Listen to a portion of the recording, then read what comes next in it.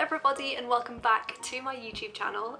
If you're new here, welcome. My name is Rachel and I am so excited to have you here with me today. Today I'm going to be talking all about how I applied and got accepted onto a master's degree program without an undergraduate degree. So I am currently studying towards an MBA, which is a Master's in Business at Cranfield University in England. I am a qualified accountant, but I did not go to university, and I was able to use my accountancy qualifications to land a place on a master's degree course. When I was going through this process myself, there was very little information and content available on the internet to really guide and support me through the journey. So the top tip when you're creating YouTube content is create the content that you needed or that you wish existed. So here I am today. I'm actually recording a couple of videos after this, so we're gonna get ready together. So this is Get Ready With Me, all about how I was able to get a place on a master's degree course with no undergraduate degree. So let's go. Okay, so this has been a video that I have wanted to make for a really long time, because when I was in this position, the position that you're in now, searching on YouTube and the internet for the answer to this question, it was tumbleweed. So here I am. I've made loads of notes sort of like as I've gone through the process and my MBA to really just make sure I cover off some really important things. Some obvious, some not so obvious. I'm also doing this as a get ready with me, so I'm gonna get ready and chat to you guys at the same time. So when I first decided that I wanted to do an MBA, it was a really exciting moment, you know, like I felt like this is the qualification that I want to do next, like this is what's right for me, I'm really excited about this. I'd spent 4 or 5 years doing my accountancy exams, and I actually never ever thought I'd want to study again. And then after a couple of months I got itchy feet and wanted to start studying again. When I found the MBA, looked at the qualification, looked at the modules, the syllabus, I was really excited. But as an accountant who did not go to university, so I do not have an undergraduate degree, I was scared. Like, I had invested some time researching all of the different qualifications. I felt so excited at the prospect of doing an MBA, but I was scared. I was scared that they wouldn't want me or they wouldn't let me in because I didn't have an undergraduate degree, and I kind of came to the internet for help and support, and there wasn't very much out there. I'd also say as well, like from the university's perspective and from what little information I could find online, it was quite unclear what the minimum entry requirements are for a master's degree if you don't have an undergraduate degree. So my #1 top tip would be to open a dialogue with your university or universities of choice. Open a dialogue maybe before you put an application in, because the application process is very lengthy and it differs quite significantly from university to university. So open up a dialogue with the university, maybe like send across a copy of your CV or list out the highest level qualifications that you do have to really find out whether or not they think it would be beneficial for you to submit an application. So I have accountancy qualifications, and between me and my business partner, we really felt like me doing an MBA as opposed to sort of continuing and going up higher with my accountancy qualifications was definitely the right thing to do, so that between us as a board of directors of our accountancy practice, we have a real rounded overview and a real solid foundation to build a business on. So we're combining his chartered accountancy qualification with my accountancy qualifications and now my MBA.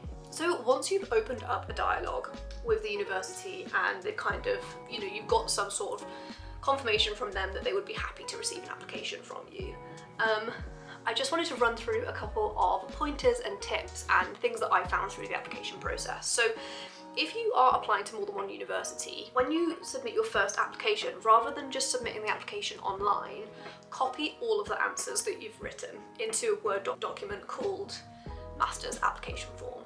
So a lot of the application forms are online now, and it's not like with undergraduate degrees where you do UCAS and you have everything all in one place and you get to submit one application to multiple universities. Every single application is different, the questions are different, but a lot of them, the foundational, the wording of the question and the application process might be different, but the question that they're asking you is the same. So once you've done your first application, save all of the answers on a hard copy before you submit it online, so then it will reduce the time it takes to make the applications. If you are applying for a master's degree and, like me, you do not have an undergraduate degree, concentrate on the skills that you do bring to the table. So where it's asking about skills and qualifications, talk about the qualifications that you do have, talk about the skills that actually you learn as a result of not going to university, because that's what I did. And I think from a university's perspective, like, that's really important. It's really important to have a cohort of students that like bring different things to the table, because in master's degrees so often we end up learning the most from the people on the course with us as well as the course. So from the university's perspective, it's really important for them to be recruiting candidates that they think add value not only to the university but to the rest of the cohort.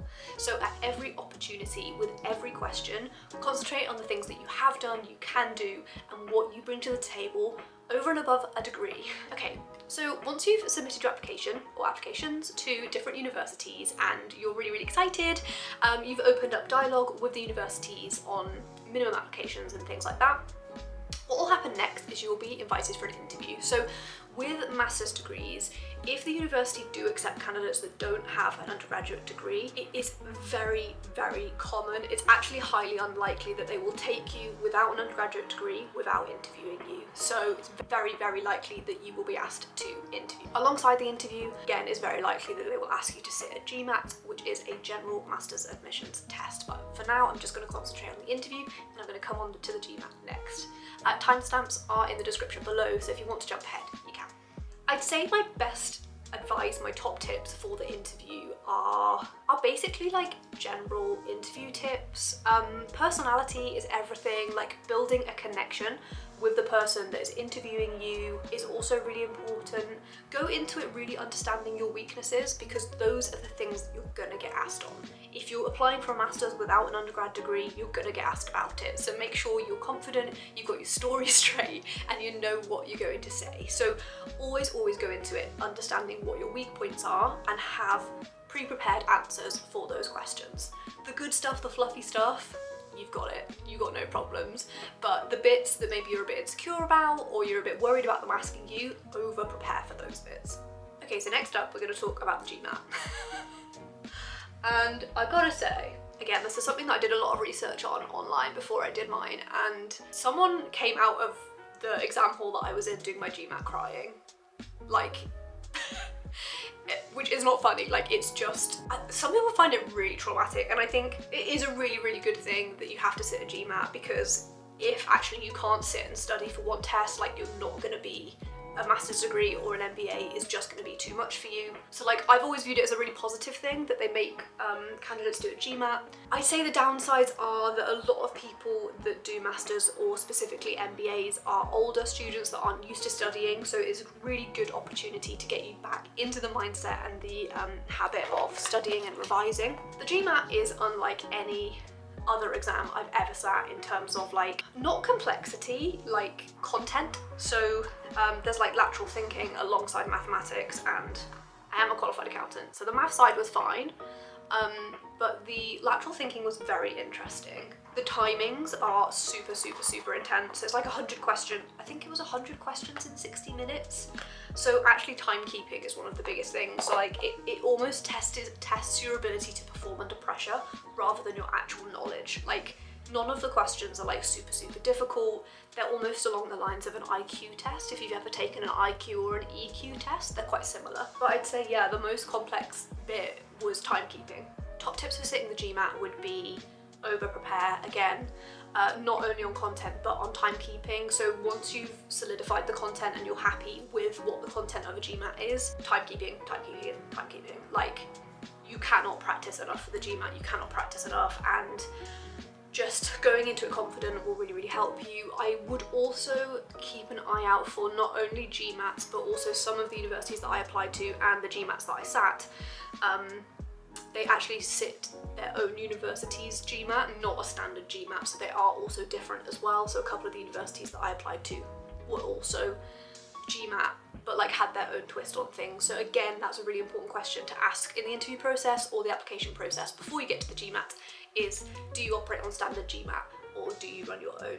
So the next thing that I need to talk about is imposter syndrome. So as, you know, individuals like us who don't have an undergraduate degree, I just wasn't anticipating this level of imposter syndrome. Through the application process, I felt really good. I was obviously aware that I didn't have a degree, obviously, and was just really excited. But then when it actually came to going to university for the first time, I really struggled. I felt so nervous, I felt so unprepared, unqualified. I felt like people would judge me, and I mean, it's a huge testament to the course, the people, my cohort, the university for managing it all. It was all unfounded, but yeah, imposter syndrome for me was real, and it was really big. Like, I think university is this huge part of our culture and our society, and for me, not going to university was a really big deal, and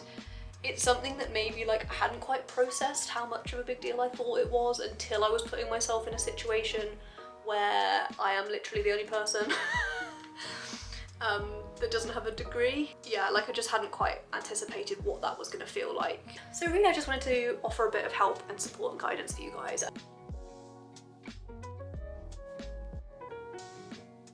Okay, so the last thing that I just wanted to really quickly say is good luck. Even just the application process for me was a really big milestone. As if I haven't made it abundantly clear, I judged myself more than anyone else did for not having a degree, and so even just the application process and being accepted really liberated me. It gave me a lot of confidence, and it really empowered me to move forward, and it took barriers off me that I had put on myself, and I'm just so excited for that to happen to you. So good luck through the application process. I really hope this video has answered some questions you've got. If you have more questions about the master's degree or specifically the MBA, like please do put them in the comments. Please also update me in the comments with your application process and let me know how it's going and how it went.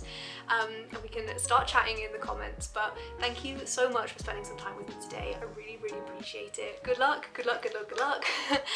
If we're not yet connected, I would absolutely love for you to subscribe to my YouTube channel. I am really close to 1,000 subscribers, which has been my dream, my goal for a really long time. So I would absolutely love if you subscribe to my channel. Give this video a like if you liked it. So thank you so much for spending some time with me today, and I hope to see you again very soon.